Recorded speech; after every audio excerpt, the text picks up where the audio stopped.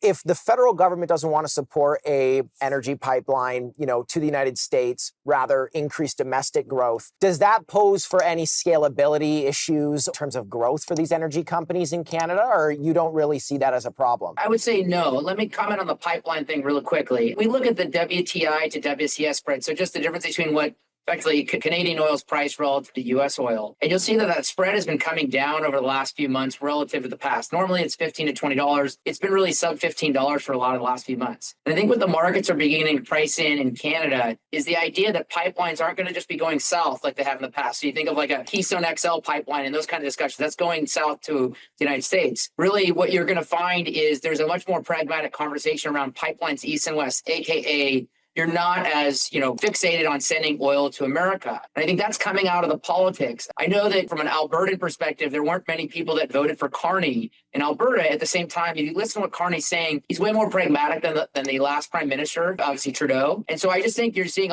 much more pragmatic conversation around getting Canadian energy out east and west to the Atlantic or the Pacific. But that doesn't change how tight the global oil market's likely to be. And Canada is going to be center stage for meeting that need.